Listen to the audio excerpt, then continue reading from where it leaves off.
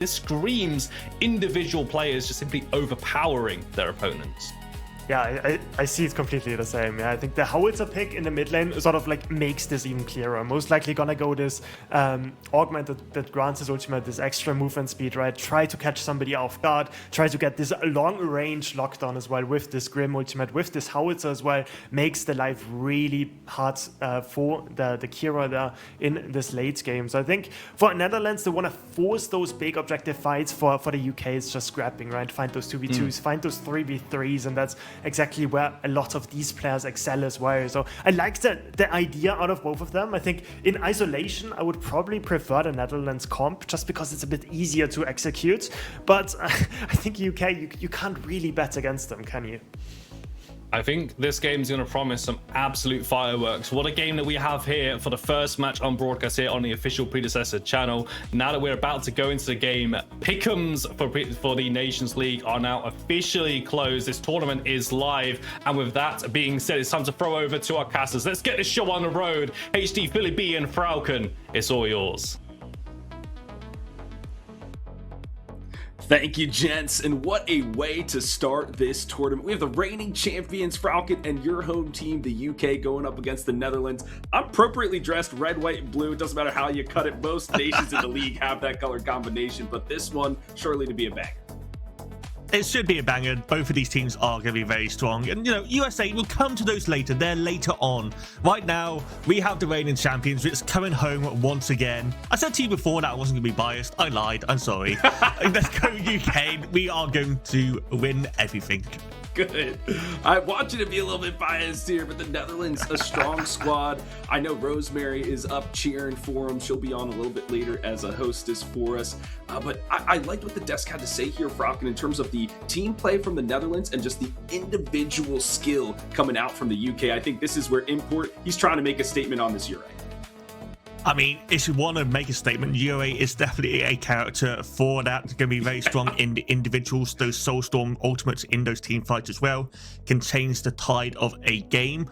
So I am very interested to see how these lanes go, because right now, Netherlands, they have an issue with that. Severog's not a strong laner, Kira's not a strong laner, Gideon's kind of a stalemate against Howitzer, so it is going to be down to Jax to try and stabilize this early game and make sure that Netherlands can get to that team fighting stage. So we take a look at the augments here. Nothing too out of the ordinary. What I love to see is the Richter back on the battlefield. Got a number of buffs over the last couple of patches, and this pick burst composition that the UK is running, it's really about singling one target down and just eliminating them quickly. What is most curious to me is this Kira. When that popped up in the draft, you and I were both like, wait, what? How come it wasn't like a Murdoch or something else? That is going to be something I'm keeping my eye on. Yeah, the Sparrow ban was very smart from the side of the UK, but we were expecting that. Murdoch has been very strong in scrims, has been very strong in previous tournaments as well. Kira has been a high pick, but again, it's a weak laner. You're going to have to struggle. You are against the Richter. It is really easy to dodge those rip classes as the Maker, as the Kira, small hitboxes on both of these heroes. But we'll have to see how Sagi does. He's playing support. This is the first time we've seen him in this role for... Oh, wow. And immediately gets the reply. He said, Falcon, let me show you something, buddy. And he's starting this tournament off great. A huge trade going the way of UK early on. And speaking of trades, Falcon, you mentioned how the Crunch, kind of one of those tried and true counters to this Sevrog. I expect the way to go to Bondrew, the absolute legend. Crunch has been changed since we've last seen him, has got those empowered abilities from level 1, but his ultimate has been reverted, so it's the last ability used that has gone back to it, if that makes any sense to you viewers. But I think Zeru is going to struggle. Sevrog is a very strong hero, but you have to reach that 15-20 minute mark, have those stacks online, and Bondrewd, we know how strong he is as a player, let alone on a character that has got the counter matchup win. And we know Import loves to play through the off lane, so him and Bondrewd play for their club in Nightshade United, and they'll be working in tandem to take down Zeru on this Sevrog, make sure that they can't scale into this game. As we take a look at also the mid lane matchup, I mean, you mentioned this would be a stalemate, but Penguin kind of flexing into this mid lane role. We normally see them in support, but we see that all the time from pro players. They go from mid to support, support to mid, so I feel like he'll be just fine in this. It's one of the easier role swaps in the game, realistically. Both of them are more of those mage-type characters. Penguin loves to play those enchanter supports. So going into just a mage shouldn't be any issue on his side. He's also played the game for ages. At this level of competition, you kind of know how to play every single role at a decent level. So I don't expect too much issue in that game, but might be a weakness that Jax can exploit. Sagu zipping on forward, but he gets stopped immediately, and that's the punish we're looking for in these trades in the duo lane, because you're so stagnant when you do those rip lashes, unless you're Crazy Fool, because that guy's got some weird air control when he goes for the rip lashes, but immediately punished there. So okay, the lane maybe not as weak as we thought. And Mako is the main factor of that, just being so small, has got that stun, has got those heals. So able to heal Remy up from that early Whiplash, and it means that they have got the HP advantage, so they have the push advantage as well. You can't really step up the Sagu on this Richter. You have got that augment, which means you regain that HP that you take the damage from. But overall, you are going to lose HP as it continues. Look at this HP right now on the top of the screen. It's down to about a 10th. And looks like it will be a back for Sagu, and a call off on the gank for the side of Import. He was thinking about it, but thinks, I don't have my front line in front of me. I might be a tad squishy at the moment.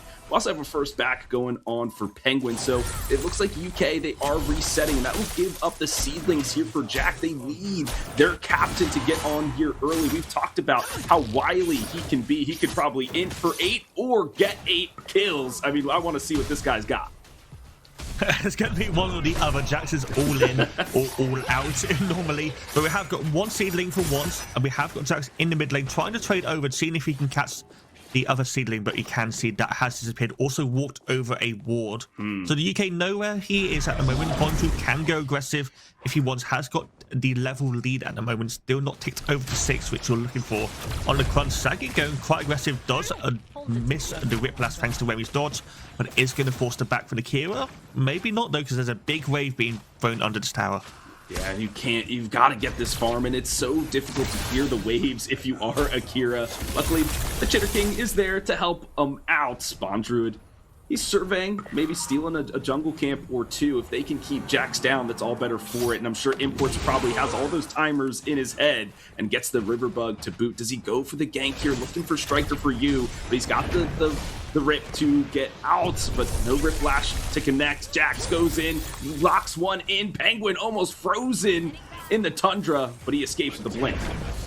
That's a good blink, Penguin. Good job. It has still got that level 6, has got to make it rain, but isn't going to use it anyway. You haven't got a whole thrust from Jax either. Both junglers really wanting to hit that level 6 mark, get those ultimates unlocked before they look towards this first Fangtooth that has spawned. Minute and a half until the mini prime. That's not going to be really on anyone's mind for the moment. But as this continues, Bondru, he has got a creep score advantage, about 50 TS to 36 of Zeru. This isn't going to get any better for a while, so I imagine Jackson might try and bail the Sevarog out in a little bit with those ultimates. Yeah, he's not looking very spiky, that Sevarog, so vying for a few more stacks. But as we think about this Fangtooth, I mean, Yurai's not one to kind of start it up on her own. She needs those picks as the assassin to then go for it. So you see Import hovering around these side, or this side for the duo lane, clearing up the wards, making sure this gank might come through, but it's all on Sagu. They need this pick to get things started. You say that, he started it right now. Didn't actually clear that ward. The sweeper ran out of time. So he is going to start this. We've got Penguin coming over as well. They should take this down to about half before any sort of response, but just with the pressure in these lanes, UK going to get that first Fangtooth. Jax on the red buff, nowhere near in sight. This is a good start for the side of the UK. 3 HP, a little bit scary if the Gideon was around, but that is the first Fangtooth taken with nothing taken in response. I mean, Froggy, that's a little bit of my NA coming through there. Every day, got time, and then we can go to Fang. But it's that step, methodical, tactician type play where it's like, all right, we push up, they have to respond, and then we can once again impacting his squad. And we have a tiny bit of an invade. Bondru does spot it. Does he go for the engage out for now? Bondru is level 8 compared to level 7 of both the offlane and the jungle. Mini Prime started up, but Bondru already has the Mist Meadow, has got that magical defense, against this triple magical threat in this side. Bondrewd might be able to 1v3 for a while, but needs backup. Crunch. Black hole is ripping through the battle. On the Colossal utilized as well. Now they're subjugating him into the ground. The first blood will go the way of Jax off screen. Now the reinforcements have arrived, but is it too late? Not late enough to get Bondrewd out of dodge. Striker for you, trying to dodge some serrated kunais. It'll do just that, but Import just so freaking good, cleans him up. Zeru might not be long for this world. They've got to slink away, find somewhere to hide. Import was on the chase, but thinks better of it. It's 1-for-1 at the end of the game. Both junglers pick up the mid laners of the enemy team. The first blood, though, does go to Jax on this Netherlands. However, do you want a first blood on the Aurora or do you want a kill on the Yue? Because one of these characters is much more of a carry compared to the other, as Import also managed to take away the 2 camp of the Netherlands. At the moment in time, though, neither of them have reset. They both have this gold in hand, though saying that Jax might have reset before. Seedling has also respawned. Hengrid is in a better position. This should go to the UK. Oh, did they steal? I wish we had a little banner or something. I think they were able to get it away. No hunts in the pocket for him. But this is just exemplifying how Import is always a step ahead. He knew exactly what Jax was looking to do, has the pathing mapped out already, and is just beating him to the punch, basically. And they need this Aurora because this kind of double front line, and she's a first engager, then allows the black hole to come through, etc. So they really need Jax to be impactful in this one. Once again, the lane picked up and the Rip Blast connects. The Mako there, but the skewer to lock everybody down. Fortunately, good escapability and mobility, but the GTFO and the bullet for the president! That was huge from the Mako, but still under tower. They go the Purge. It popped, and so does Remy. It's a double for Septic. Oh, that was so sad for Moreno. He didn't know if Remy was survive, so he took the bullet to the head, but wasn't able to keep him alive. Now the Whiplash once again from Jax, keeping Septic away from danger. Sagu getting hit by the Horfrust, but Jax in a 2v1 has to walk away. This is a really good play by the side of the UK because this also allows Import to start the objective. You see the jungler on one side of the map, do something on the other. That's a textbook play in Predecessor. And we know Import's going to try to facilitate his offlaner, especially in a winning matchup such as this. And with Bondrewd a level ahead, now with buffed in purple, he's already got 2 plates down on this side. Falcon, I didn't even notice that. He's looking to clean this tower up nice. But with this bit of respite, this Sevarog needs to get the stacks online. They need that tank ability if they want to win some of these team fights. It's just so hard into a crunch because you can't fight in the wave. You haven't got the wave clear to compare against the crunch either. And any type of engagement from the jungler, crunch can just double dash away, get away for basically free, and then come back once the jungler leaves. So you're just wasting time at that front. So realistically, Jax kind of has to let this happen. You might now go towards the off lane thanks to this mini find. Doesn't want that tower to be taken fully. But again, Bangtooth's going to be up relatively soon. Import's already on that side of the map. You have the advantage in the dual lane, so you either lose here or you lose on the other side of the map. Well, they bring 2 to try to bring Bondrewd to heal, but he is crossing them up with some crunches. The colossal blow into the tower. The forward crunch and gets 1 more shot. Holy smokes, Bondrewd playing with fire. Can he escape out of this one? He's got to lay low. Oh my god, he's going all the way to the enemy base. What? I know Falcon is cheered for him to subjugate, to lock him down once more. The cross crunch. This is where I have you in my sights. What a 1v1. Jax is left to go to the Fangtooth. These offlaners still going at it. The Fangtooth is being contested right now. It's going down. Import takes it out, but they have got multiple members in the kit. Black hole gone down. So many low HP bars though.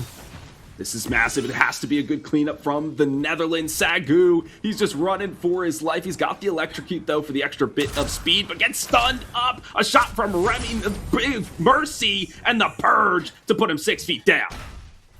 but 1 kill for a second Fangtooth. UK takes that every single time, and Bonju doesn't die. He's at 4 HP, I'm assuming he reset, and Zeru, he hasn't gone for the back either. He has got a low HP, low mana, is going to be forced away. This should be the first tower taken of the game. There's going to be no defense against these mini prime minions, and right now Netherlands, they aren't looking that bad in terms of the scoreline too, in terms of 3 kills, but across the map they are losing bit by bit. So this feels like a classic EU game really of death by 1,000 cuts.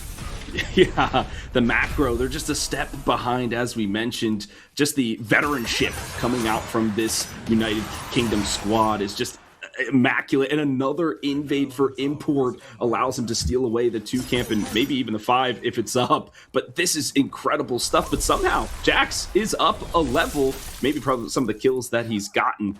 As we kind of take a look at the board here, Falcon, I want to talk about some of the team fight ability. Netherlands, they had a good team fight in the pit. It was just the whimsicalness of Import who stole away the Fangtooth. But I feel like as the game goes later, do you feel like they've got a shot?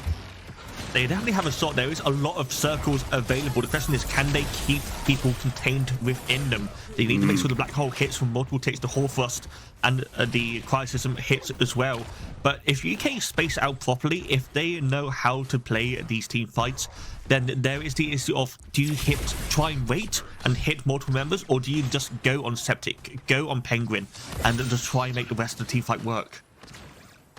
Absolutely, and we mentioned and highlighted Sagu on this Richter. Feast or famine is the Warden, and right now he's feasting. He's gotten many hooks to his name, and they've resulted in a few kills as we tussle once more in the river here. Jax, he's just pushing everybody away, freezing them, and it's a skewer to lock down Striker, and it's a barrage from the heavens to make it rain, a salvo of missiles. Jax, he is just under the gun. The captain sunk.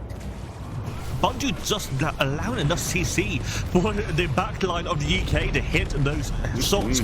Penguin with the R2000, Septic with the NC Blast as well. And that managed to take out Jax, who realistically should be quite tanky at this point in the game. Should have 2 items, have a large amount of HP, should be able to survive that, but he isn't. So that is a concerning sign for the side of the Netherlands. But now, we're at that 14-minute mark. We have got the Cataclysm to come in, so slight changes to the map.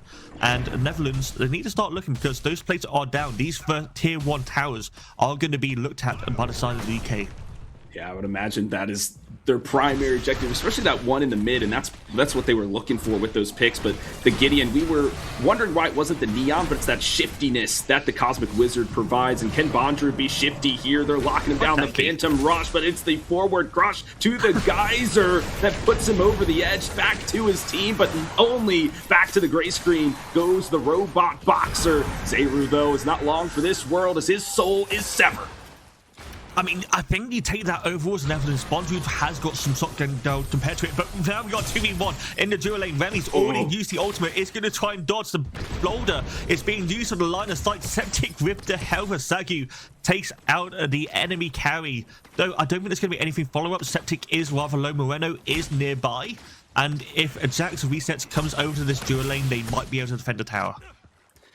They need that tower because they have to get Remy online. And for folks, there is a little bit of a history here. Remy is actually a UK player, but was not selected for the team by Captain Import. So some revenge as he uses his dual nationality card to go play for the Netherlands. So I'm sure he wants to get every piece of blood that he can from this UK side. But right now, he's the one spilling it. Jax dives on in the Boreal Sweep to put Septic, Frozen, lock him down, the Cryosize him to bring the Warden to heal, but he uses the Geyser, so shifty is Sagu across the map. Import is here, but can he turn the tide? Sagu, he's hopping, skipping, and jumping away. They get what they're looking for, the carry down. And the Fangtooth has respawned as well, but you know that Import is already over here. Remy has respawned, is back in time. Moreno, though, no mana on this Mako. You kind of have to reset there. And Bonju once again has the first rotation in this off lane. You have got multiple members of the UK here, even though Netherlands are the ones starting it. Uh-oh, Jax, can you finish it? Another salvo of missiles from the heaven, and Import does this job, assassinates Remy in the backline, says, buddy, that's why I didn't want you on the team. And Jax knows that the fight is forfeit, has to give up the Fang. I mean, this should be easily taken now by the UK. Jax is in the pit, but there's so much CC available. It is killed, and the Fangtooth is taking as well. Striker very low, has to retreat as fast as possible. Septic and Sagu are nearby. Zeru is also in the vicinity trying to push out the wave, but you have the mini prime still up, and that shifter is also available. UK, they can just one across the map, take everything they want at the moment because Jax is dead. This is easy. This is the mini prime doesn't even know what's about to happen to him as 3 members converge upon him. Now, I want this to probably go on import, I think, at this point, since he can just fly across the map and take down any of his remaining tier 1s, which actually there aren't any left, but it will go to Bondrewd instead, maybe to keep that Sevarog further down. Bondrewd's 2k ahead right now. That is a bit of a late advantage as we were expecting, but maybe not to that extent. Also a large lead in the support role. Sagu so up on this Richter. I had doubts, I had questions. Can he play in 2 of these hard to hit Whiplash targets? Yes, he can, 100%. This is so up, and Remy, you are in danger. He wants to put on a show for you, Falcon. It's your home squad, and they're doing you proud for sure. As a reminder, folks, this is a best of 1 in Group A, and so it's a round robin. So every team in the group will play each other, and then we'll have the best teams from the groups move on to the Elite 8 bracket next weekend. So even if the Netherlands does go down here, they still have other chances to play Austria, Canada in their group and potentially survive the onslaught ahead of them. And maybe surviving here is Zeru, who once again is in the crosshairs of this boxing robot. Bondrewd is just inevitable at this stage of the game. Already under tier 2. We can see that Jax is nearby, but if Jax goes over there, this tier 1 tower in the mid should fall down from multiple members. Bondrewd getting caught. Can he do the 2v1? He's done it before. Let's see if he can do it again. The winter falls across the battlefield. Bondrewd, the blink. He wants to hold on to that purple if he can, but the chase is there. The cross crunch, it's healing him up, and he's got the augment to do it. And Jax eliminated once again. Good job, Bondrewd. That's my off-laner right there. Tier 1 tower also taken down. Whilst that is all happening, Tier 2 should be under threat. Zeru, Moreno are nearby. Remy's just trying to get as much farm whilst this is all happening. Try and get as many items on this Kira as possible. But time is rapidly running out at the moment in time. And Septic, once again, is there to catch him. These carries haven't really done much in this game, let's be honest, because all the objectives were on the other side of the map. A blink away from the Purge. Great positioning from Septic. Let's see if he can do his captain proud. A few more shots, and the lob one around the corner, and the 1v1 goes the way of the Grin. Just the ultimate wasn't caught in time. The blink away managed to dodge most of the damage and the displacement blast. Nice snipe from the side of Septic there. And right now, Netherlands, they are bleeding fast. They need to find a way to quell this situation, try and delay as much as possible, because they have got decent late game. The Kira and the Sevarog are big late game carries if they can get to that stage. But against the side of UK right now, the momentum is very much in their hand. They can continue doing what they want. All Prime is on the board. We have both Septic and Penguin over there to start this if they want it. I love this build from Bondrewd, friend. The Mutilator, I feel like it's been out of vogue for a while, and so the devs were like, we gotta adjust this because we love seeing the battle axe on the battlefield, and okay, it's Bondrewd who's obliging them, and that's just shredding through the armor and doing some max HP damage to this beefy Sevarog. But now it is UK to converge upon the mini prime, or the big prime rather, this time. Let's see if they can get it done. All the ultimates available for them. Striker and Remy, they're not nearby, so they haven't got the backline for the Netherlands to play into this. They recently want to play. Jackson's in the pit. He's done these steals before. Can he do it again? He goes in by himself. I know he's the captain trying to lead the charge, but where's the rest of the team? They're nowhere to be found. The Warden silencing the Princess of Ice, and she is shattered in some tiny bits. Maheko, all he can do is run away as he gets hit with a GTFO. Another battle going the way of the UK. That's 2 down. Striker, we didn't even see him absolutely obliterated. Zeru playing bodyguard to protect the rest of his team. They have to blink to escape, and they fall 1 by 1. The Penguin also takes down Remy in the back. Moreno, Zeru, the last 2 members of Netherlands alive. Silver lining, the All Prime wasn't taken. The bad news, that requires most of your team dying for that to happen. Mid tower is also under threat. Penguin is going to reset though. They're going to run back towards this All Prime. Bondru, Sagu, they should have enough healing to deal with this. Import's also just a reset. Has probably bought another item with the amount of kills he just got. So this should be an easy secure now for the side of UK. And to make matters worse for Netherlands, the Primal Fang Troopers respawned. Uh-oh, and all the waves are pushing into him, so they got some housekeeping to attend to before they head over to this next fight, and they utilized so many blinks in that previous engagement just to escape Falcon, so they are depleted of resources too. I mean, that Prime take was such a Import special. It's like, we're gonna bait it, we're gonna make sure the Ornn Prime calls out so you force into the fight, and then we'll just turn around and take you down. They're heading over to the Fangtooth, but Import wants to make sure there's no jungle to be had for Jax. Now is the dinosaur in their sights. They got multiple members coming in. Import is taking this for a while. Most likely needs someone else to tank into Fire Breath, but it is going to do it for the moment. Sagu is going to be there supporting. Good support, Sagu, right there. Bondru is also just outside the pit, making sure no one else can come in, but Jax has got the Glacial Charge.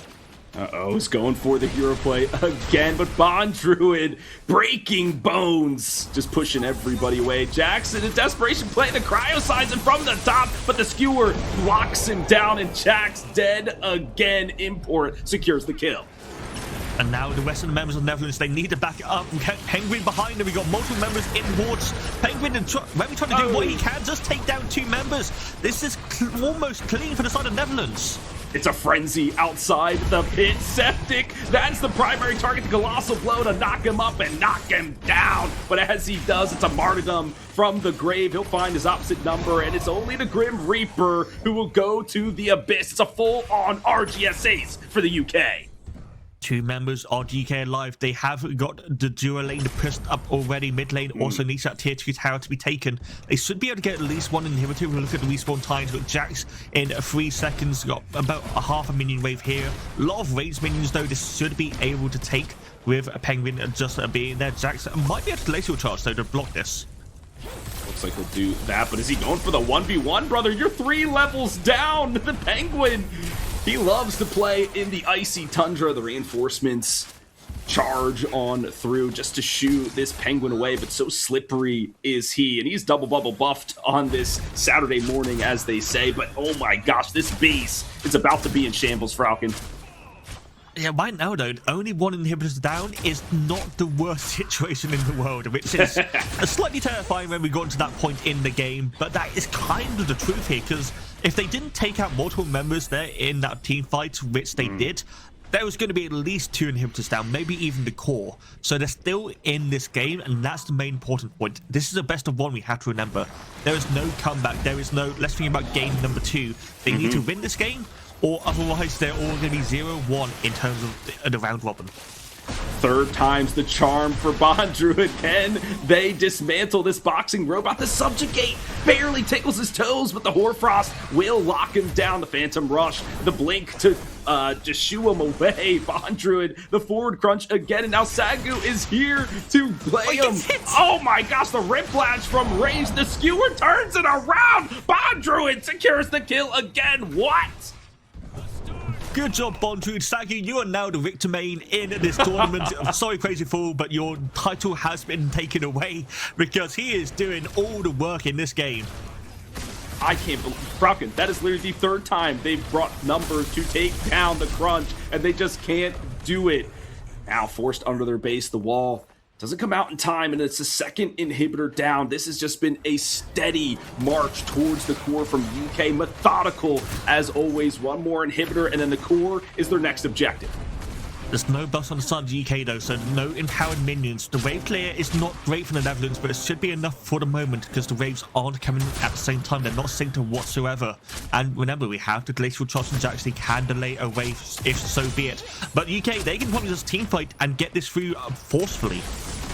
Jax once again being the tip of the spear, jumping in but taking a ton of damage for it. All the creeps crashing into the core. The alarm bells are singing through, and so are the ultimates. People are falling, but it's Bondru finally turned into a pile of ash. But Penguin does respond here. But is the defense good enough from the Netherlands? No, Remy!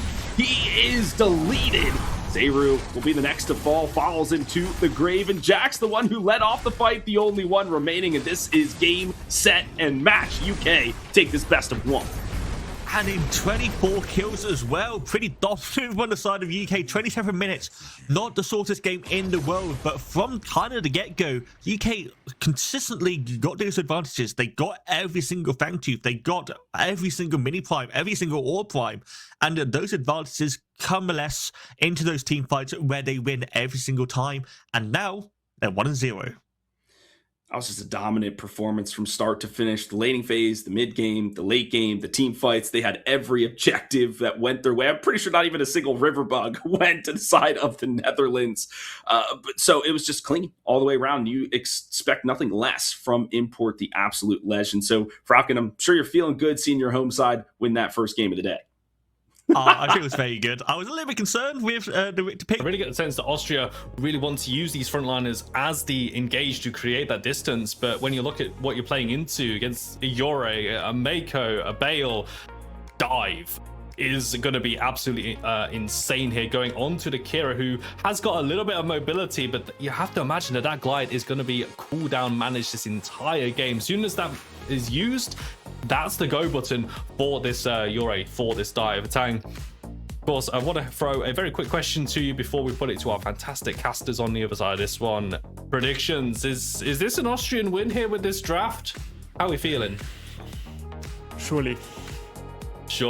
Okay, Austria winning this game. Definitely some national pride there from Tang. And of course, let us know in the Twitch chat as well who you are rooting for. But of course, all games predecessor are ultimately decided on the map onto the Sanctuary. And with that, it's over to HD Philly B and Falcon once again for game 2.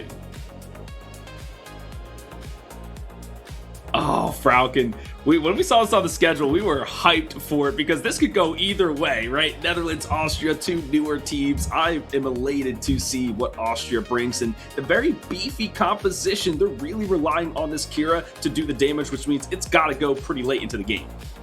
There's a lot of unknowns in these compositions, just from the players as well. A lot of players that we haven't really seen much of before, a lot of players that we have seen before, but not on these teams. So big question marks, and big question marks in the draft as well. My mind is with the same as Tang's, where the Austrians draft on paper looks pretty strong. You have that triple tank front line, but your back line is very weak. Gideon, he's got decent damage, but he's not going to be doing consistent damage in a team fight unless you get a mega black hole. So it goes all down to Kira. And if you look at last game, yes, it's a different team, but the Kira wasn't able to really get into the game. Kira is going to struggle in this lane, so they kind of need some way to deal with this. And Netherlands, their game plan is clear. Just shut down the duo lane, and if you can do that, it's fine. I think they have the tools to do it. The Mako Murdoch, very lethal in that duo lane for sure. The one thing for the Netherlands is they don't really have a front line themselves, especially if Jax goes for more of this bruiser fighter. So they really have to all in a character and hope they win the fight, because if there's any sort of re-engage, disengage kind of thing, I feel like they could just get pounced on and blown up, especially if that Steel has a good shield slam. So a very interesting matchup we have on our hands, my friend. Yeah, 2 things I want to point out. First of all, you have the UA in the off lane. This is something I mentioned to you in the backhand. Jax really likes the Bale, so this is probably going to be the Bale jungle, and my prediction is correct. You're just going to have to believe me, chat. I did just say that. And the other thing is that Rampage has gone to Tiny Titan in the augment. So we were talking about these 3 big tanks in the front line. We might only have 2 and a little rat of a boulder being running around the back line of the Netherlands. And that's kind of like a NA specials, that Tiny Titan. You go Overlord, you just kind of run at people and just smack them, whereas we've seen a lot in the EU side with like Import piloting the Hexbound Bracers, kind of being more that Rumble augment facilitator. So I love the different pathways that you can go with these augments, and we're taking a look at the dual lane, as we mentioned. That's going to be a pivotal one for him, but this matchup with the Steel versus the Yure, I mean, I've got to check my Pokemon type chart, Falcon, but I believe the Yure definitely has a tiny bit of an advantage in this one. If you're going by Pokemon, I have no idea. I haven't played Pokemon in about 15 years, but I do know Predecessor. And I'm going to say he's going to have the advantage in the early game. Daniel just doesn't have the clear in the early game on this steal. Should be able to survive the lane, but isn't going to win it. And also what I love from Zero is he's got the mana crystal first. He's got that extra mana to help push in the wave, get that escape as well, have that dash available, just have more abilities to be allowed if there is anything that happens in the off lane. Juicy looking to take a bite out of the mid lane. Says hello with a nice boulder to the face, and that's a player we haven't seen. Ende, that's I think you have to, at least if you have subs on your team, they have to play at least one match per the rules just to get everybody involved. This is for fun. Yes, there's some prize money on the line, but this is about representing your nation. We want to give everybody that opportunity. So we'll see what they do in this their first match of the day. But yeah, we expected this dual lane to go the way of the Dawn side, and we're doing just that. It's pretty strong at the moment. Obviously, the off lane is going to be a bit of an issue, but Zero, no, they're pretty low. Juicy is doing the full clear, going to be on this blue side. There is a massive minion wave on this off lane. Daniel just taking over to level 3. Zero takes to level 4. Should be able to get the sign buff here as well. Juicy's not going to be in a position to really go for the gank. I imagine Zero is going to reset after this sign is taken. But, you know, Jax is also up. Zeologs and Mike Doncilla are about half HP. There is gank potential here if Mako can hit that stun. And there's a lot on the Bale here. You have to hit the Cursed Edge and maybe the Skull Crusher, and we'll see if he can do it. The Cursed Edge is good. The Skull Crusher to follow it up. The Bodyguard now playing is the Richter. He goes for a Desperate Whiplash. Does not connect. But that's also one of the downs. Really do need that follow-up from whoever you're ganking with to secure the kills, because he's really just going to set you up. It's for the other person to knock him down. Set up, but the blinker was used from Mike Doncilla, so that is going to be potential for a gank again in the next 5 minutes. That's also going to be down for the first Fangtooth if they can go for it at that 5-minute mark. The question is there going to be any sort of response for the side of Ostia? Because GC has now returned to the red side of his map, has got that Cleaver going to be building into the Overlord, so it's going to be still relatively tanky, building into that HP, but it's going to be that direct threat coming at this mid game. Might be a bit more of a just straight up tank in the late game though. And I'm wondering, it's like, who does he even really gank here? I feel like the Howitzer has to be his primary target, right? Because it's you got the blink. Once that's out, you can just come right back and smack him again. I mean, if he uses the Make It Rain, it's another big cooldown. I feel like this Howitzer really has to keep their head on the swivel. There's some wards placement is going to be crucial, as Juicy will just be lingering around here, and he's going for a nice invade, finds a fantastic 4 camp for himself, but the Fangtooth is about to come up in just a few minutes, and that's, I think, the next objective. That's definitely going to be the next objective. And Juicy was a bit in danger there. We did see that Moreno was in the jungle, could look towards him, find the Rampage, which I think is going to happen just now. And the call was made. Jackson knows that the Rampage is invading him, so he's going to do the counter invade. That's good. You got to keep pace, and they need Jax to facilitate him. He was the tip of the spear, so to speak, in the last one, just kind of diving in with reckless abandon, but it's an early start for the side of Austria. They're going for this Fangtooth. I love this play. This is really good. I don't know if they know where Jax is. They are aware of him counter-invading, but they should be able to get this pretty easily. My question is, are they going to have any sort of issue getting out? But that is not going to be the case. Endy in the mid lane just doesn't rotate whatsoever. So Remy and Moreno, they're going to try and do something, but I don't think there's going to be anything here left on the side of the Netherlands. A blink for the Richter to escape, and the Make It Rain expended. But okay, yeah, you're right. I mean, there was some prio for the Netherlands in the mid lane. They need a quicker rotation to that side. And speaking of rotations, just a poke into Danny just to let him know that Jax is around, but nothing really happening here. So far, it's the Ure that is winning this one outright. But Frauken, how do we unlock this assassin from the offlane? Is it, we push in, find a kill, and then I can rotate, or what does she have to do? It's probably going to be after the 13-minute mark, one of those plates go down. I don't think Zero is going to be really looking for these plates. It's going to be a case of just farming up as much as you can. Maybe going for the invasion on the jungle once you got that Mind Razor, get that extra clear. What I can imagine Zero has right now, though, is last game, you were on Serve Duty. You weren't really able to play the game as you wanted. Oof. Yue is a character that a lot of people don't like playing into, but to play as is really fun. So I can imagine this is a bit of stress relief for Zero in this game. 100%. Yeah, that's definitely a player that wants to be on the kill feed, right? Wants to have their name in lights and put your star on somebody that can help you. The Uri will do that for you. Now, just kind of toggling around as we're waiting for the next objective. The Mini Prime will be spawning in about 5 seconds, and Juicy knows it, so he's here to push the last Kira Shinzu away, and maybe they might have an opportunity to unlock this steal. He's going to be instrumental in starting some of these team fights, but okay, just a little bait there in the back. I don't know if that was a bait or today we just didn't expect minions to actually target them. Either way, it was going to be staying in the lane either way, but Juicy has gone for the resets, and I'm really impressed by Juicy so far. Has managed to keep in line with the experience. How you see that getting caught, and he is also bound to blink, not blink away, use the boot to get away. But I don't know what was going on there, but Daniel, either way, he's going to force Zeru back. But anyway, going back to the junglers, Juicy's done a lot of ganks in this game, in the mid lane, in the dual lane, in the off lane as well. But even now, he's a level ahead right now, Jax, who hasn't really been that much of a threat, has got the level 6 Kingslayer online. But, you know, he hasn't been doing much in this game so far. It's like we said, it's tough for this Bale to find purchase, and they go for the Basilisk first.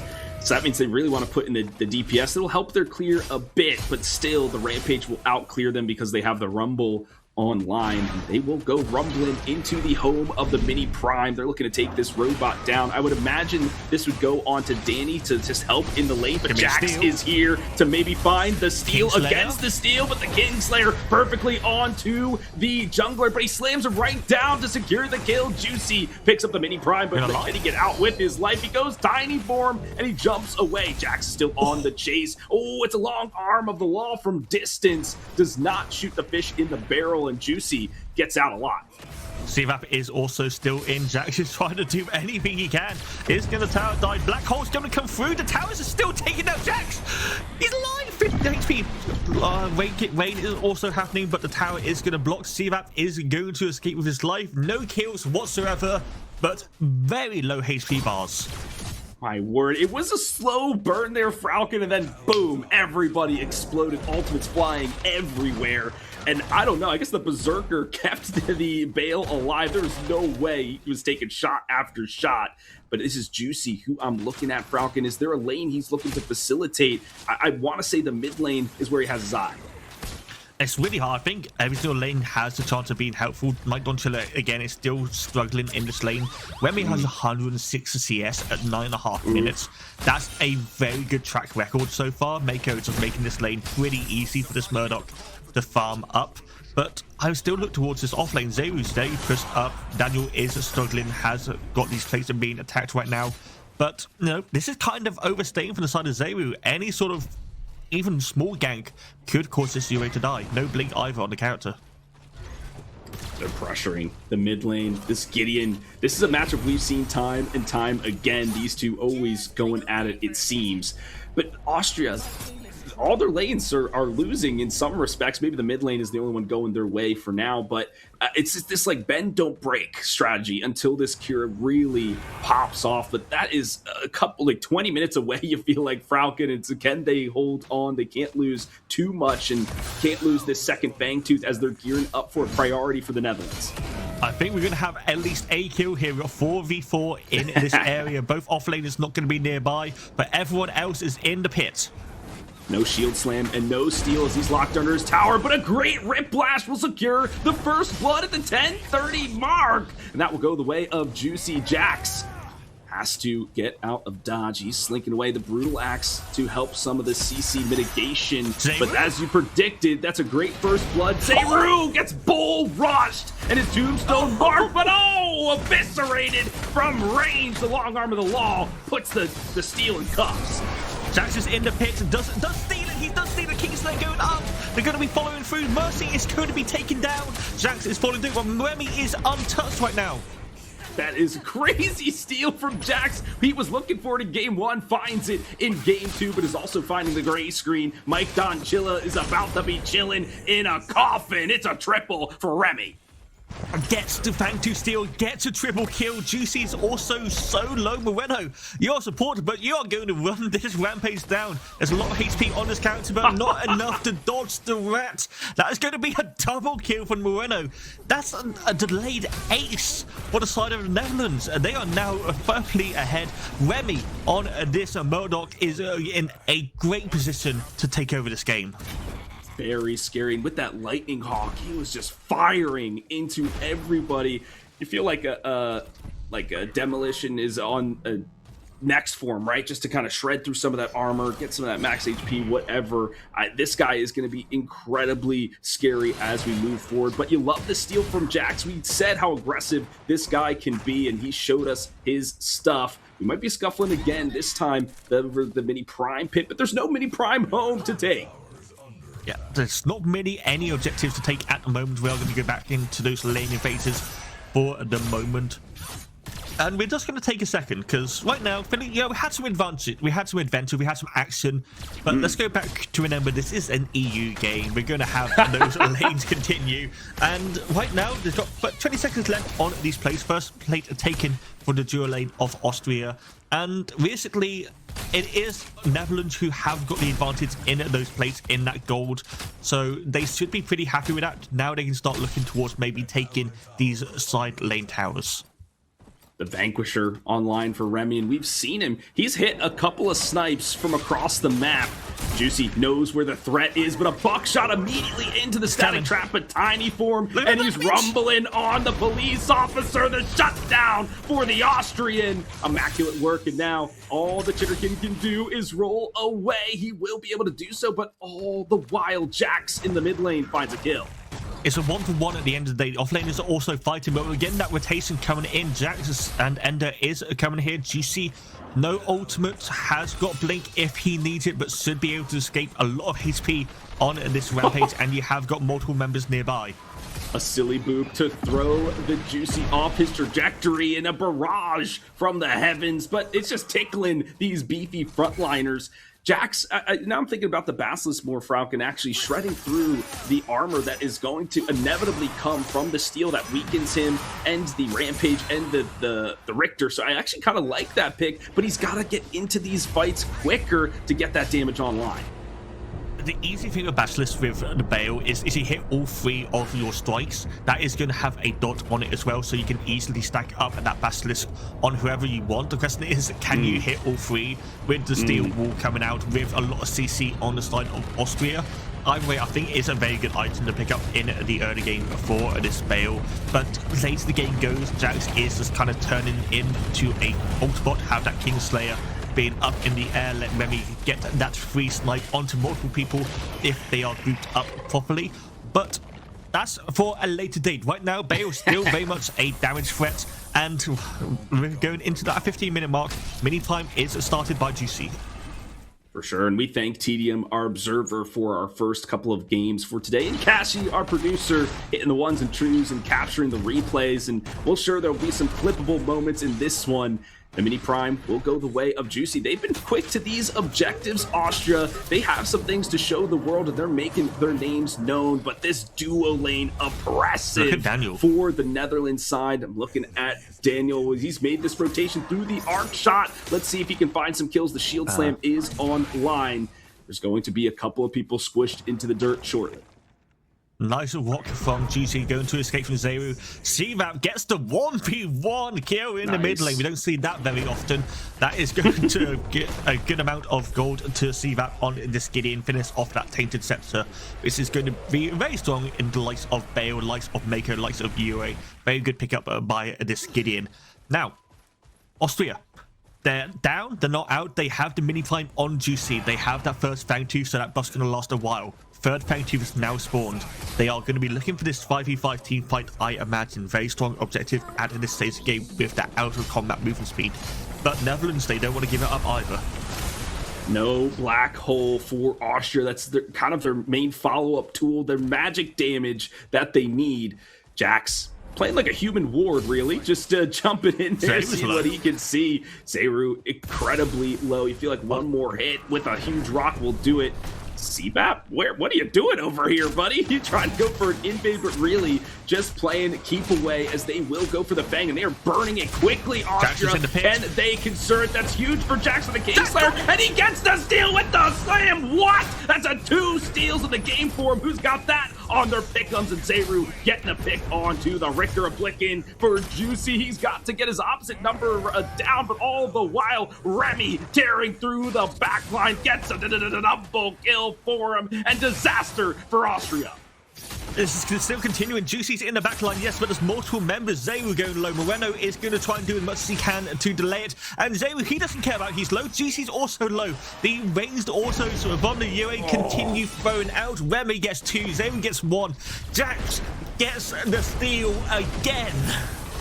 Heroics from the captain, and okay, the mid laner is actually going after it in the off lane this time, and another solo bolo for the Cosmic Wizards. That's easy pickings onto the hamster. Well done, and my word, okay, this is a tale of 2 Jax Falcon. We saw what he could do in game 1, not so much game 2, steal after steal. Fair play to him. We get such Kingslayer. I know the Kingslayer does a lot of damage when it lands as well. I don't know if that's the thing that's actually making those kills come through. But either way, he gets the Fang Tooths, and now he gets the Saber as well. Zeru just causing as much chaos in the other side of the map as possible. This is why people don't like UA. Those dashes again and again and again. My god, that's annoying. But either way, Zeru is going to go back to his tower defend. And now we have about 2 minutes before that all-prime spawns. 10-6 in kills, 2-1 in Fang Tooths. Juicy is who I'm looking for on Austria to make these plays. He needs to be able to get to these objectives. He's good in these 1v1, those scraps, those ganks, but the objective control is going all the way towards Jax right now. And that's something for Team Austria to definitely VOD review when they are in the pits. How are they defending it, right? Who's going on the pillar to maybe deny any entry? Who's scouting around the sides, what have you? Because they were killing it quite quickly, and I thought they had it, but just a great play from Jax to secure it. When we were looking at the Kira, though, that was a little concerning for me. Only 1.5 items online, whereas Remy has 3, but Remy under duress here as a rock will pelt him, but fortunately it is the Mako for assistance, doing some healing and some shielding will get the carry out of dodge, but still we fight onward potentially as maybe, okay, the Howitzer, he backs off of this. But the healing coming through is so strong. Remy also now full HP. We have got Daniel over here. But again, I think that Remy should be able to get away if he can. However, there is multiple members here. I think this is maybe not. What? He dodges the shield slam. That's the huge ultimate off the board, but can't dodge the slap and can't dodge the shot. It's Danny from across the map who secures the kill for his team. And Juicy will take the arc shot, maybe inadvertently to the other side of the sanctuary, but from the heavens once more, a salvo of missiles rains down, and they're all targeting the warden, the guy who's keeping everybody at bay. He goes into the mines and he goes into the ground. That's another kill for the hamster. Zolot being the sacrificial pawn right now. Zeru is also prisoned out, has got that tier 2 tower down. Juicy, I mean, he got teleported to the other side of the map inadvertently, but he is there to defend now. And the rest of Netherlands, they're still pushing up even with Remy down. That's a good shutdown for the side of Austria, but they need to continue. Rockin', I didn't even notice that the tier 2s have mostly been dismantled on the side of Austria, and so too are their health bars as Juicy is turned into a pile of ash, and now team fight in earnest. The Mako strike knocking them down like bowling pins. Austria, they know they can't take this fight. They have to back away, and that allows Team Netherlands to go for the Mega Prime if they choose. Jungle is down. I don't know what Tang is feeling about this game, but right now Netherlands are very much in control. You have the dual lane of Austria on the other side of the map. This should be pretty easily taken over, especially once Remy comes over. This Murdoch is a big right now, even with that death. This should be an easy take with no jungler available. Yeah, and I love the itemization from Jax, picking up the Citadel next, just having the physical armor decreased on the opposite side, and this is kind of what we were worried about with Austria being one note in terms of their physical damage, their physical armor, that kind of thing, and they're itemizing to perfection. The Netherlands, this only saving grace has been this Wizard of the mid lane, but can he bring them to a victory? That will be the question as the next Fang Tooth is about to arrive. This is the Primal as well, and one thing I want to mention, You say wizard. I don't see many wizards that look like some sort of extraterrestrial alien. Philly, any comment on that? Nope. I gotta talk to my PR person before I make any comments. But moving on, this is Pyro Fangtooth. Orb 5 has been taken by the side of Netherlands, so they have got that extra push. Zeru not even rotating over, going to be that split push threat once again. Austria, they are forced to make a decision. Do they want to push in? Do they want to go for the team fight here, or are they sending back multiple members to stop this Yurei? They might be sending back Jax. It'll be the Geyser to take him over the wall. He goes into a pile of mines. No, it's a turnaround for Juicy. And from the skies, another barrage of missiles making it rain. The skewer to take Jax down. He blinks, but knocks right into a wall. It's a mega shutdown. Finally, the revenge for the mid laner. Has to pop the blink to get out of dodge, and it's a chaotic fight outside the pit. But when the dust settles, it looks like Austria may be on top, but all the while their base is being ransacked by a Yurei.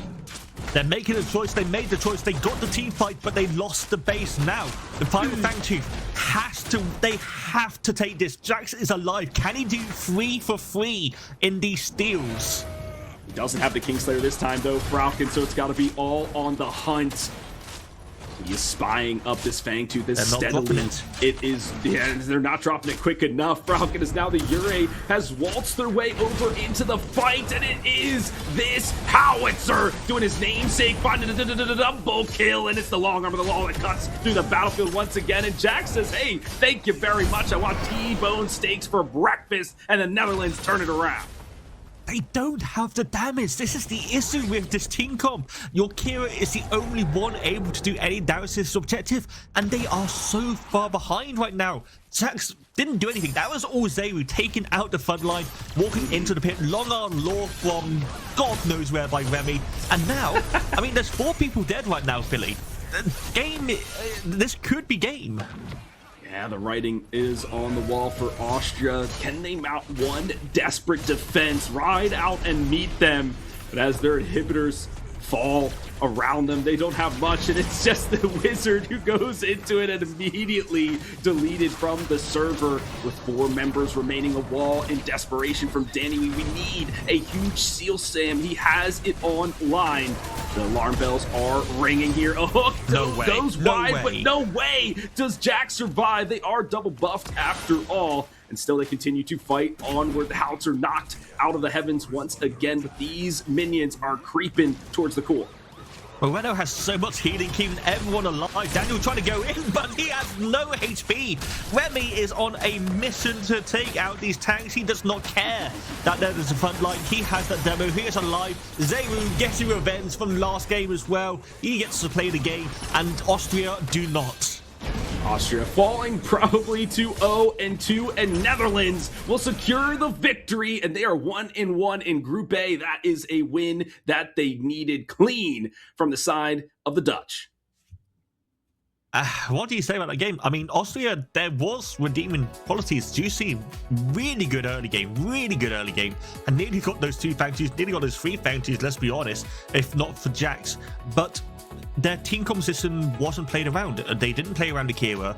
Kira fell so far behind that it meant that you had 3 frontliners, but they couldn't kill the enemy. So what does that matter? I mean, you talked about the lanes, Falcon, and that dual lane just couldn't get the kills they needed with the Riplashes. Getting this Kira ahead, or at least in some competition of the farm with the Murdoch, was their objective. It just never came through. We were missing the shield slams from Danny. They just couldn't get unlocked from that off lane. So I think it was just an outdraft, outplay, outwit from the Netherlands. They get the victory, go to 1-1. Go to 1-1.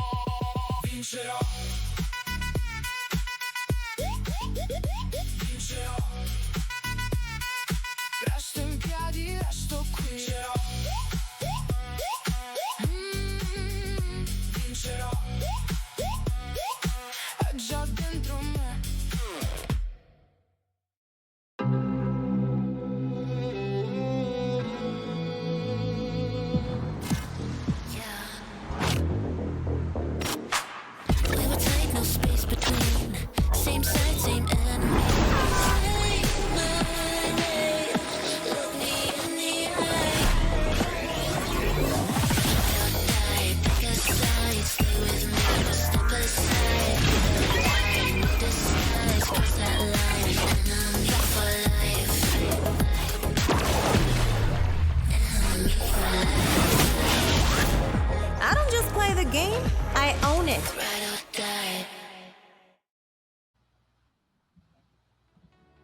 Welcome back, predecessor people from around the globe. It's HD Philly B and Falcon, and we are here for our third game of Group A. This time it's Canada versus the Netherlands. Both of these teams at 1-1. This is to get out of this stage.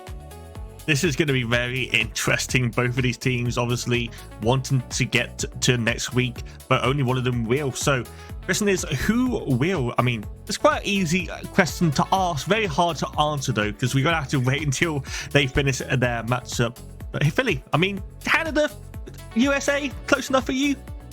Yeah, I mean, Canada's about like a 8-hour drive north from where I'm at in Philadelphia, so it's we can get there in a day, so all good. And I'm kind of repping them here too, Falcon, because I've got the red and the white in the middle. So and a bunch of my friends are on that team, like Kale, Toasty, Lakeinator, Peak, Warps. I mean, this is a star-studded squad. However, they are playing on ping. They are playing on ping. Netherlands, of course, we know, but as you said, let's have a look at the Canadian roster, because there is a plenty of players that we have seen before in different tournaments, but this is kind of the first time they've properly played together.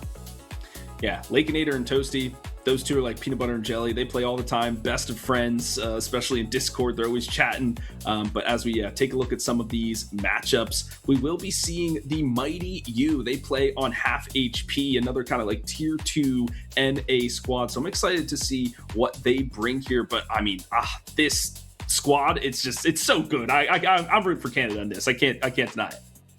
Well, there you have the bias already. But it is going to be quite interesting because there is a few role swaps, as we have seen before in previous times. Toasty, support has always been his main, but I believe he is going to be playing into that mid. Peak as well, also been a very long time support player in that jungle role.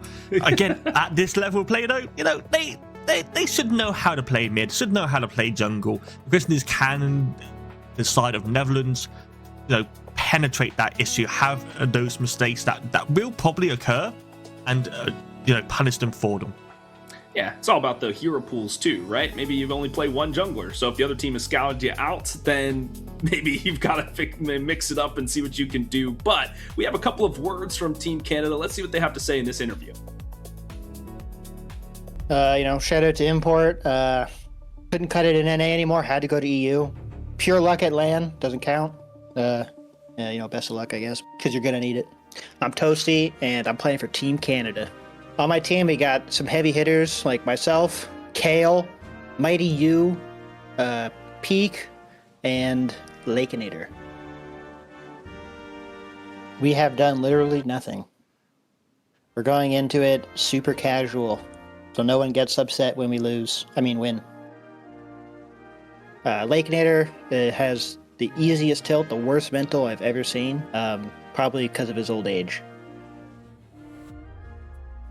We got to face off against France. They got some big egos over there in France, but nothing 180 ping difference can't solve.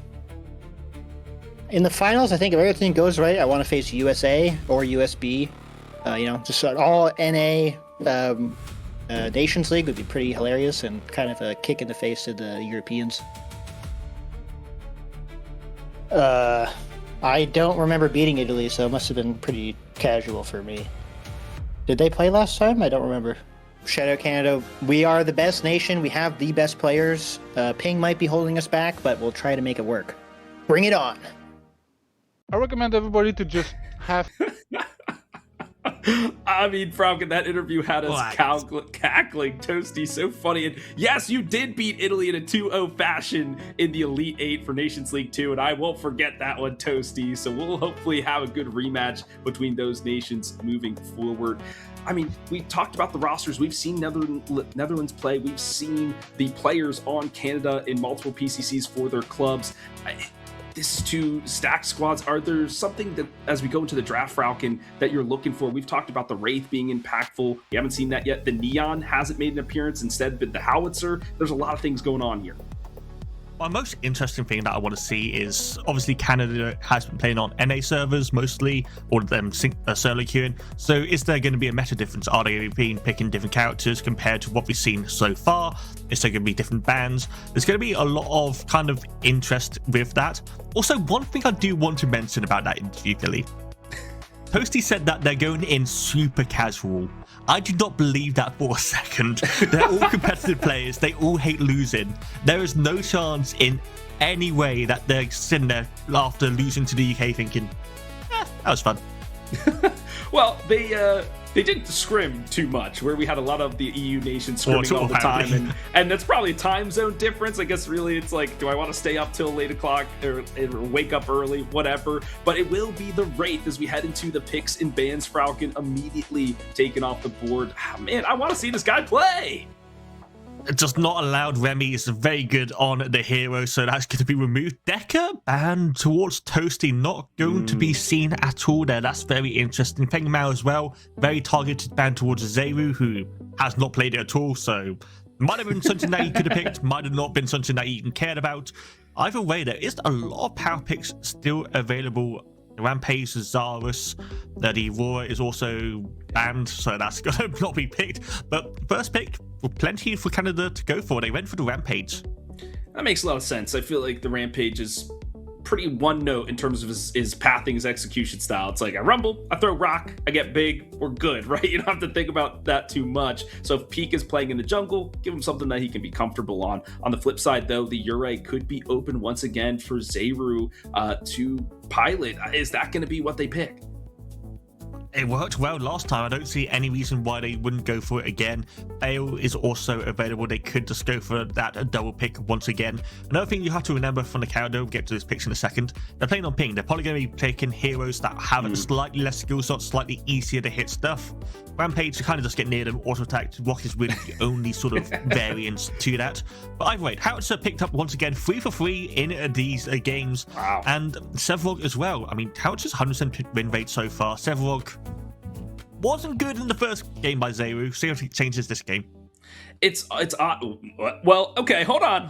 Iggy, as you mentioned, doesn't have any skill shots, so just put the turrets down, run around, and Falcon's not happy about this, folks. But I love to see it. I want to see this guy scorch the earth. Iggy in a tournament with money on the line. You love to see it, Falcon. We saw it once in the PCC. I don't think it did amazingly, and it also wasn't played by NA. So, Iggy, interesting pickup. Don't know where that's going. Could go off lane, but probably going to be in that mid. But finally, we're seeing that Eden has had a lot of nerfs recently, has gone more into that bruiser style, picks up the Basilisk to get that more HP into that melee. Very strong hero still, but more of an NA side of things. Muriel also picked up Mako, Kira are the bans. I mean, folks, the predictions, if you didn't do your pick'ems on pred.gg, you definitely missed out. And one of those categories, Falcon, was will we see a ranged offlaner such as, Iggy or Murdoch or Eden or something. So there's potential for this one. We'll see how the rest of the draft pans out. As the Muriel, an interesting pick, because that to me means you want to play some dive, right? You need somebody that's going to engage, and as they're looking Netherlands for their last pick, most likely going to be a jungler. The Zarus is still available for them. Let's see if that's the case, but oh my gosh, the picks are just flying through now, friend. 2 things. First of all, this is a Rampage support. Boris is in the jungle. Second of all, I was joking, Canada. I was joking about the Iggy offlane. You just locked in Renner. Unless this is like a Rampage offlane, Renner support, Boris in the jungle with Iggy mid.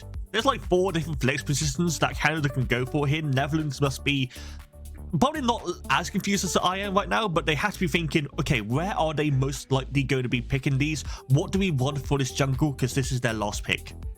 This is like a holiday morning for me, Falcon. I was telling everybody all week how hyped I was for Nations League. It's one of my favorite tournaments on the schedule.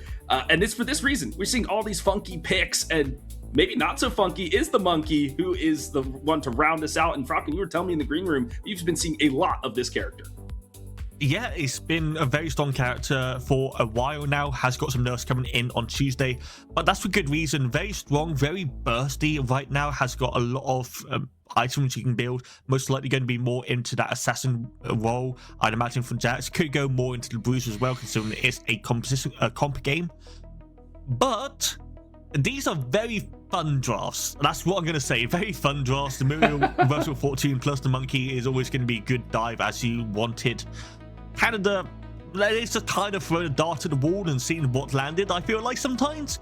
But individually, very strong heroes as well. I mean, Falcon, this is an elimination match there's nothing there. No time to play around, right? You want to make it on to the Elite Eight next weekend for that chance at the $1,000 prize. But I mean, Canada, as they mentioned in the interview, want to play casual, want to play fun, and maybe that will help them win. If they're just a little loosey goose, right? They're not as tight. They're able to execute their abilities. No, Falcon says, these are competitors. They've got to put everything on the line. Yeah, I mean, it's Canada, the competitive games, Lake Nate. Going into this for Netherlands, because this offlane matchup, I had no idea how it goes, right? I think if the Boris gets ahead, then at some point he can kind of ignore the Wukong and just permanently run him down. But yeah, I mean, there's a reason why Zera is so confident on this pick. Shows it off right here on the big stage. Big shoutouts though to Canada as well for making it here to the Nations League. A 1-2 scoreline, very respectable. Of course, they played with a big handicap that is making it from across the world to the EU server. So definitely big shoutouts to all of them for still being good sports and competing in the 3rd Nations League. Absolutely, a massive shout out to them. Say playing on ping, playing on time zone differences now must be a very early start for our friends over in Canada, and they certainly have put on an entertaining game, but not this time. Their Nations League run comes to an end, and that is going to do it for Group A though. So all that's finished from myself and Tang here. We're going to throw it back to the desk for the post-game breakdown. Casual Canada. I think I gotta like derobe or something, so I'm not representing them anymore. No, I would rep those guys forever, as long as it's not US or Italy. They're the 3rd team on my list, Falcon. But what a fun match we just experienced. Fun for some people, I would imagine. Canada, probably less. Wukong is, in my mind, more annoying to deal with than Yue. So, yeah, that was a game. There is not much to really talk about in terms of just the minutes of that game. It was this case of Wukong existed and then Remy existed. Fair enough, and Remy will be our MVP for this game. I mean, that guy was popping off, sniping people from the base. We have a couple of replays highlighting his expertise, which we'll get to in a bit. But yeah, that character was just insane. But let's check out this head-to-head, Falcon. I mean, the stats kind of prove themselves. The KDA is the big one here, 8.1 to 0.74. That is... you can do the maths on that one, but it just shows that it wasn't really a close game at all. There was not really a chance for Canada to come back into this, it felt like. Which, games like that happen, but unfortunately, of course, this is a best of 1. So that is the end result at the end of the day. Yeah, and that means Canada will fall to 1-2 and Netherlands to 2-1. I know Rosemary is happy about that. She was talking about how good this Netherlands team is going to be, and so they put on a dominant display, put a couple of folks on the map. I'm sure we'll be seeing these names next time the PCC rolls around in the summer series. We do have our MVP highlight as I'm checking our cue sheet, and that will be Remy, of course, on this Murdoch, the UK man who's kind of repping the Netherlands for this league. We've got to go Netherlands. Of course, Zeru had an amazing game as well. Sure. But the reason we chose Remy is because of that late game. He just sewed up. Those long laws did so much work.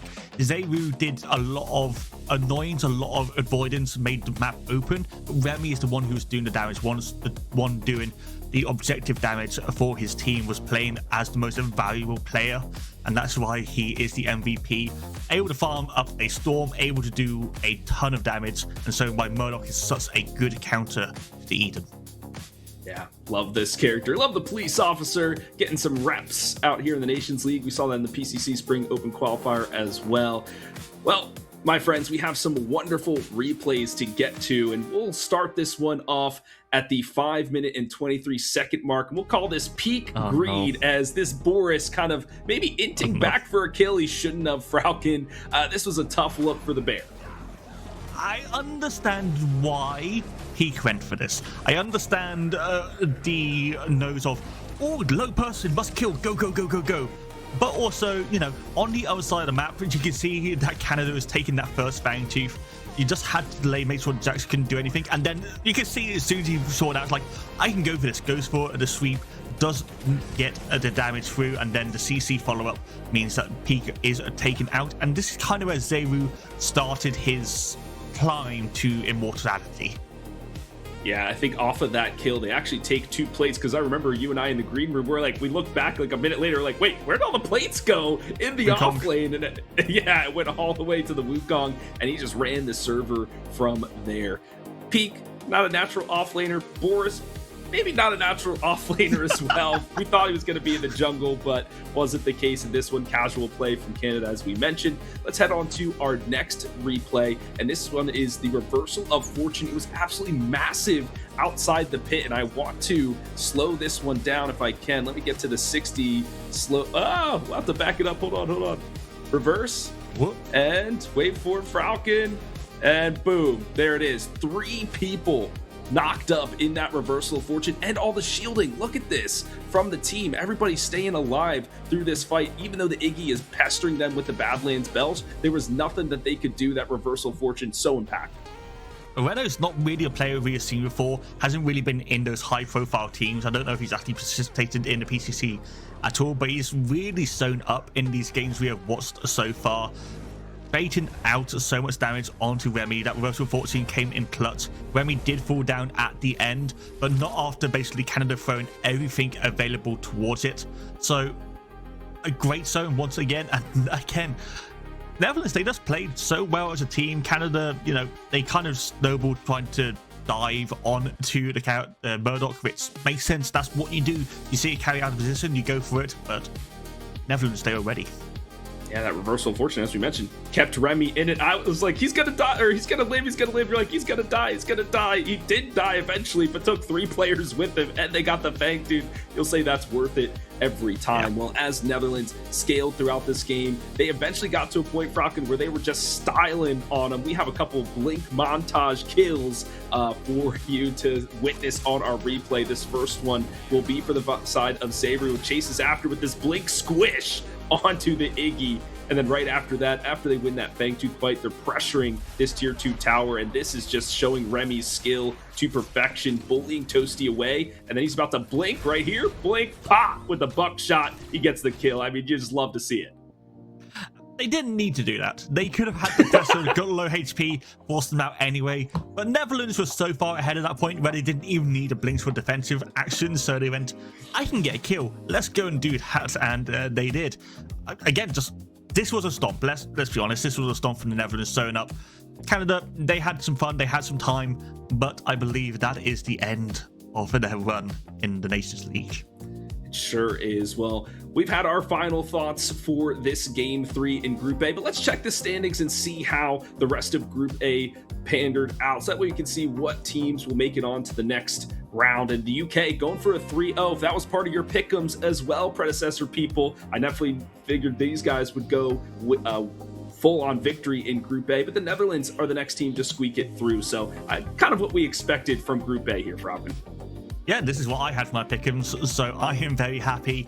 I don't think Tang is as happy, but UK, they're sewn up, they're sewn why they are the reigning champs in the Nations League, and they will be in next week along with the Netherlands. But this is only the first group, Philly.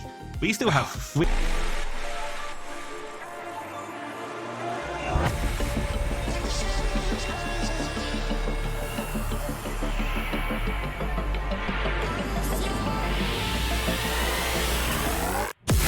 Wise to call upon me. Fear the man who has nothing left to lose. The hunt is on.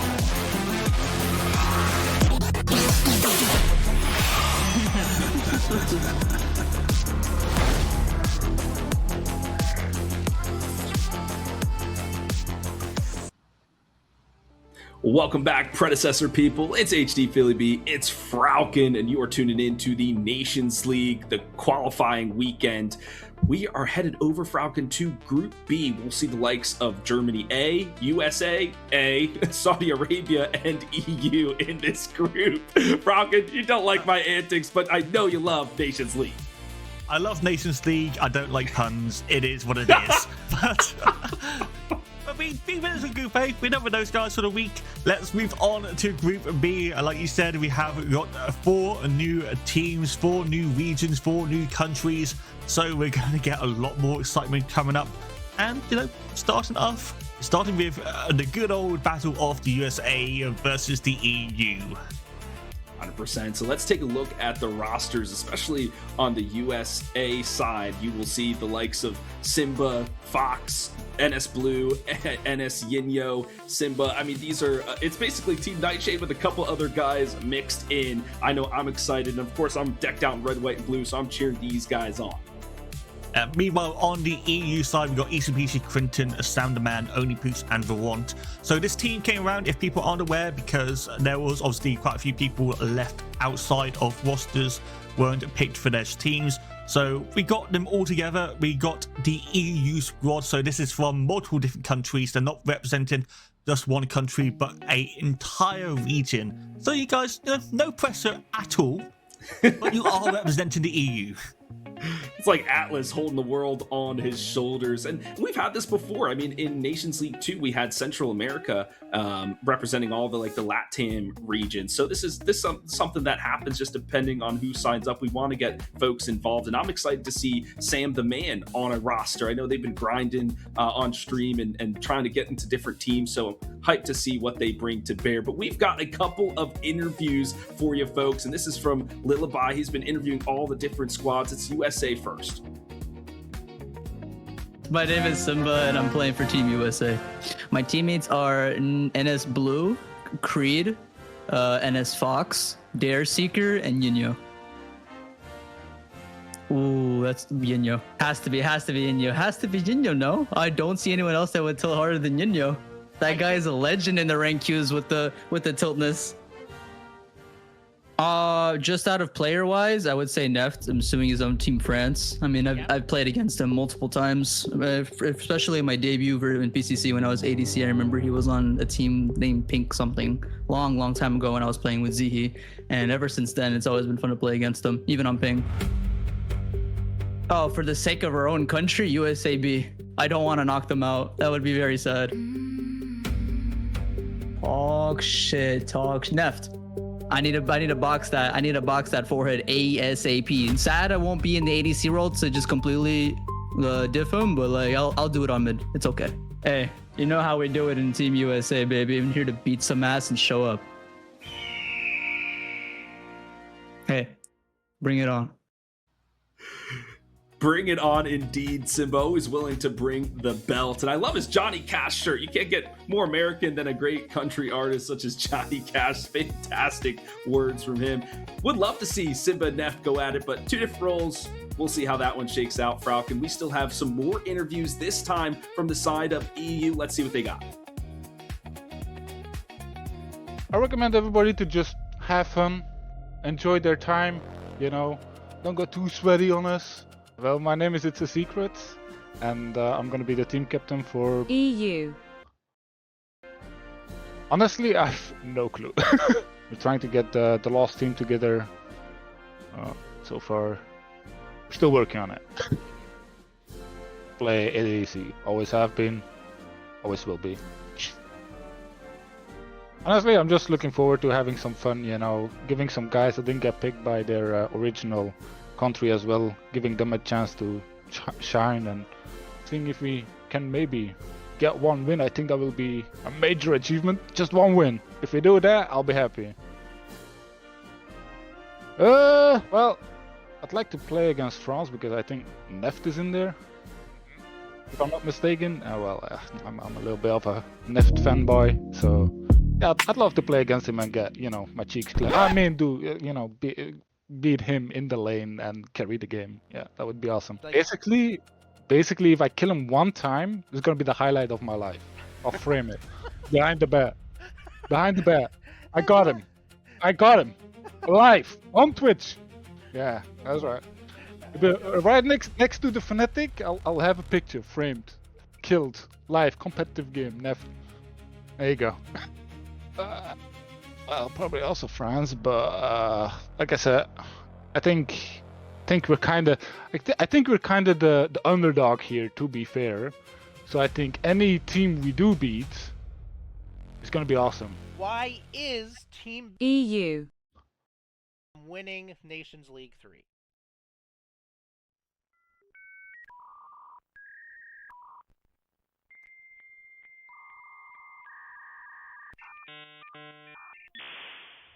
because Brussels is the capital of Europe and everybody is welcome in Belgium. That's why we don't only have Belgian players, but we have players from other countries as well.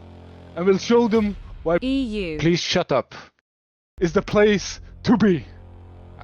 Druk, dat voelen wij België niet. En thuis worden wij wereldkampioen zullen worden. Bring it on. I'll try to make you proud, my friend. I love these. Lillipy with these edits were incredible, Falcon. And it's a secret. What a comical lad he is. And we thank him for captaining the EU squad, bringing all these different folks together to play under one banner. Fantastic work. Well, Falcon, we have a head-to-head. This is Simba versus Easy Peasy. Let's take a look. I'm just trying to get over the interview. Give me a second, but we're going to the head-to-head anyway. So, yeah, this should be quite an interesting matchup. Easy Peasy, how to main really. Simba has played quite a few roles. I don't know what they've been playing recently. So I am very interested to see how this goes, especially with the ping difference as well. We always have to mention that. Otherwise, we know that you guys in NA are going to immediately complain about it. So we have to really know that it's going to be the case, but it should be rather interesting. And this is data compiled from their competitive games over the last 2 years. This is Tang gathering all of that data from Pred.gg, etc., to put this together. So this is just almost like their careers in a nutshell, if you will. So what a wonderful head-to-head spotlight. And Simba, as he mentioned in his interview, sometimes has played ADC, has a lot of times played in the mid-roll. I want him to be in the mid-roll today just because that's, you know, most electric, but we've seen a lot of mix-ups, a lot of changes in roles. As you're playing for your nation, you might have to fill some gaps, and so we might see him on the carry in this one. Well, any thoughts before we get into the draft here, Falcon? Anything you're looking to see? I want some spice. I just want to have some fun. I know the EU folks, you know, they're here, they want to play, they want to learn the competitive scene, so let's go crazy with these picks. It's the best of one. Anything can happen. Let's throw out anything but a Boris off lane. Yeah, fingers crossed we don't see that again. Yeah, this is a best of one, and this is the first game of your group, so do something crazy with it. As we bring up the X's and O's, let's see what these teams will take off the board. I'm thinking maybe not the Wraith this time, but probably a Rampage, or maybe the Assassins like Yurei and the Wukong, and we're going just quick through it. Oh my gosh, Falcon, what are we seeing here? We get a lot of beefy bruisers right now. Crunch, Sevarog, Aurora, Krang. That's all been picked up. Boris has been picked up. Boris is in play. You might get Boris off lane. Please, for the love of God, don't. But it's going too fast, buddy. We literally can't keep up with what's going on. And we're casters, Frog. Normally we can see all the different colors, but holy crap, that was just zooming through. Kashi has enough of us talking, Fred. He just wants to get to the game. And fair enough, folks. We know you do too. Whew. A breather now. As Falcon, we have time to ponder these next two picks. They open up with the Kwang, who is, I've been seeing, gaining some stock value over the last month or so. Teams are really highlighting this character. There's the Yurei getting so much value in this first round of the draft. Yeah, Kwang is a good pickup, has got good poke potential, good pick potential, sorry. And the Yurei is interesting that the fact that it came through on the third round of picks. So obviously beforehand we've been seeing it basically first picked, first banned in those previous games. We don't know exactly where that's going to be. Could be a Krang jungle, could be a Yurei jungle.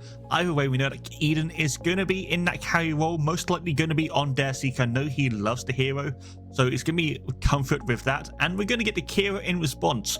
Last game we saw why Murdoch is a pretty good counter to this. I'm surprised we're getting to Kira, but it could just be player preference.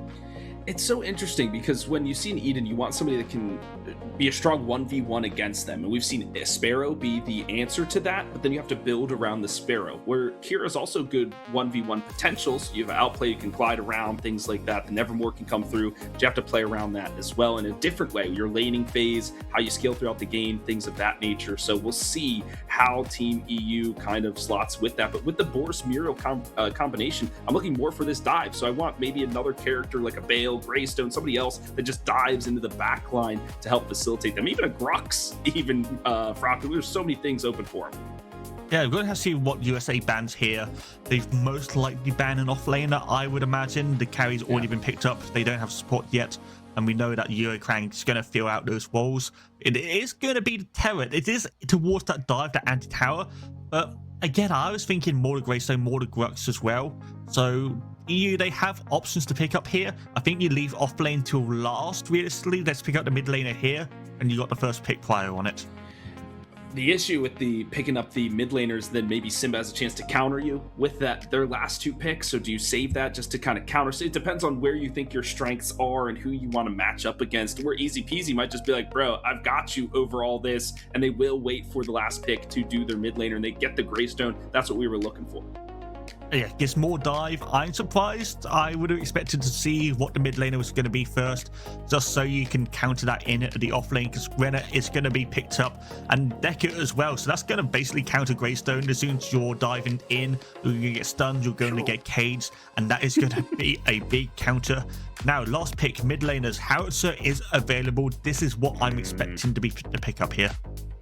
Brenna, known as a scaling mage, right? Not necessarily burst potential, just wants to wait for these big opportunities, whereas Howitzer a burst mage, Neon a burst mage, Gideon, things of that nature. So we'll see how they can test.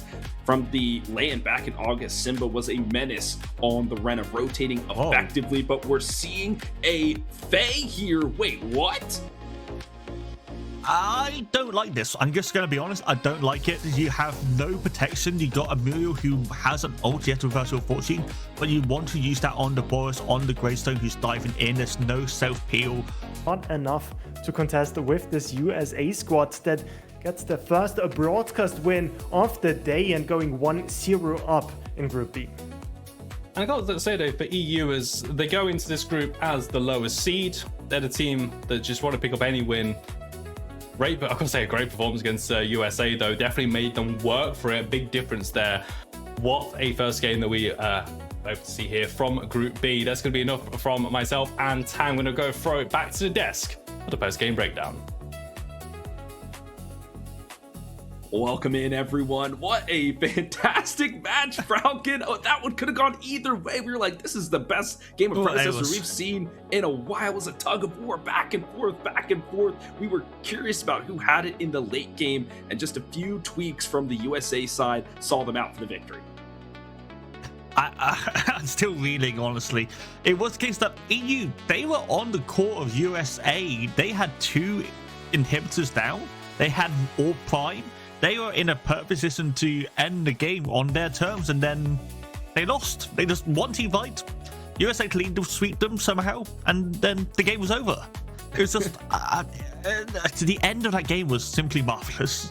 Absolutely. And I love like the dive composition from EU. There's 2 ways to work around it. You either weather it by being beefy and just kind of fighting against it, or you dodge it and use your mobility. And that's exactly what Team USA did. They counter disengaged and then counter engaged after all their cooldowns were expended from EU, and then won the fight out. And we'll show some of those in the replay, but just fantastic work from them. We do have our head-to-head though, Falcon. Let's see what stats we have as we pull it up.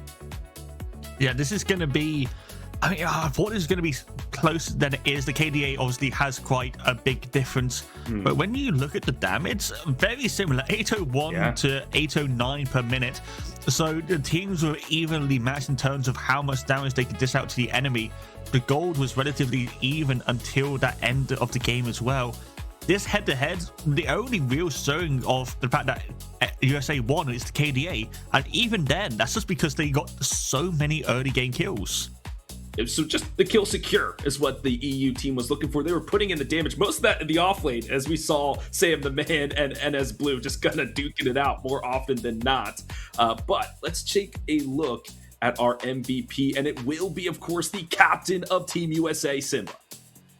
Took a while to get online on this winner, double stacking as they do, but once they got to those high soul amounts, they were doing so much damage in these team fights. Good ultimates and a good play on this winner. Could have been very picked off easily into the boss, into the Greystone, into the Muriel, but the spacing was correct by Simba. The damage was great as well, so clearly MVP. Another thing we want to point out though is the Decker was really good in that game as well. Gave a lot of disengagement to the USA side, as well as a lot of stuns as well.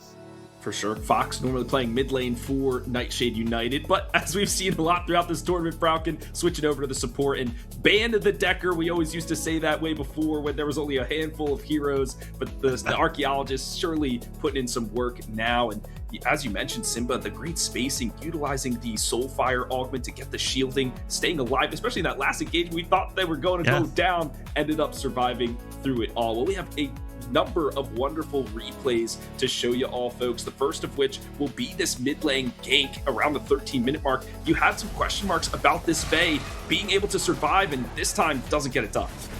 And this is after Faye died multiple times to ganks as well. The Boris diving in there was questionable. The Faye walking back in was questionable. And then this reversal of fortune. The Faye was on about 10 HP when this went off. At that point in time, you're kind of just feeding yourself to the sharks. As USA get 3 kills there, they get the mid tower. And that is when they get the last amount of momentum going in. So this early game, they were ahead before this point, yes. But this is when they really broke open the map. And that was Simba playing aggressive. You saw the time flux ban. We saw both mid laners utilizing that crest to great effect. As we fast forward, zoom through the rest of this game, we're going to head to the 20-minute mark. This is a team fight turnaround for EU. This is another burger box, as they say, between the offlaners. But I'll have to highlight here as we have Yinyo approaching. He understands he needs to help out his offlaner, but look at the reinforcements, Falcon. They're making their way too.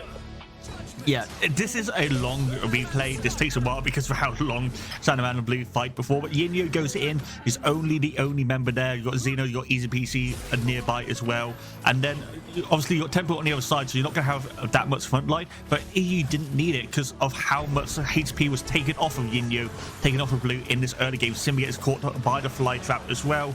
And then at this point in time, it was just full retreat from the side of USA. They didn't have the HP bars to fight this any further. And this led to the Orb Prime take for EU. And this, a great highlight was only Pooks in that, just because there was so much distraction from the dive that Pooks could just shoot from the back line and nobody could contest them. So that was just great work, showing really how the dive actually can come to fruition. So good team fight turnaround for the side of EU. And we have more team fights, more action between these squads. It doesn't stop, but that's what we come to the Nations League for, my friend. The next one will be around the 28-minute mark. This will start off with a blink from the Boris. I remember in the green room, you were shouting at him, Falcon, saying, no, this is not good. How are you doing this? But that is what the dive is all about, folks. You have to get in there, make the other team work for it. But what we want to highlight in this replay is the disengage coming out from the side of USA Blue to kind of weather the storm. Yeah, this is the problem with the EU comp as well. They have no real CC. The Boris ultimate misses, and then just full disengage. So much distance is created right here. The Kira ult completely misses. Sandoman gets caught. You got Blue jumping back in there, so he could just fall at this point in time. Is eventually taken out at the back end of this team fight. That's the only death for the side of USA. This is why EU couldn't finish off. They had to back up afterwards, and then Simba coming in at the end with that ultimate does a large amount of damage as well. And this is kind of the case where USA, they came back into the game. Yes, they technically lost this team fight, but because they only had one member die and everyone else was able to reset quite easily, get that HP bars back, they were able to get back towards the Orb Prime and get back to the actual end team fight of this game. Yeah, they healed up at the fountain and then just jumped back in. They're like, okay, our HP pool is a resource, of course. We now have it at full throttle. Let's run back at you and see what you got.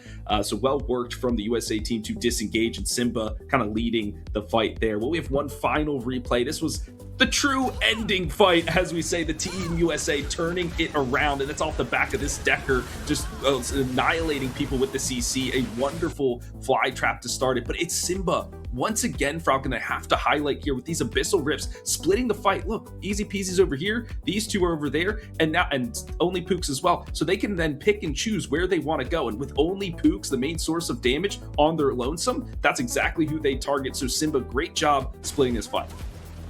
Yeah, real good isolation work from the side of the USA. And then this is kind of where it lost for the EU side, because you see the Sam goes back in, you have multiple members running away, multiple members going back in. As soon as only Pooks dies, this is when you make the call of, our main damage threat is down, let's back up. And yes, multiple members of USA do go down very, very low. You have this multiple people getting by the Soul Sword, this Zone for Soul, multiple Simba getting hit by the boss. Ultimate is kind of cool going over, but they live, they survive. So it doesn't matter if you go low HP bars. 1 HP on your HP bar is as effective as full. So the damage is still there. They get the full ace, and then they get the victory. Yeah, just pure disengage and survivability is how you handle some of these dive compositions. So once again, well worked from Team USA to find that game 1 victory. So they move themselves to probably the top of Group B, but let's see what else we have in terms of the group standing. Falcons, I'm eager to take a look to see how Saudi Arabia and Team Germany panned out. It will be Deutschland to take the W. As expected, Germany top seed in this group, Germany A, as we most say as well. And I mean, this doesn't really show everything, because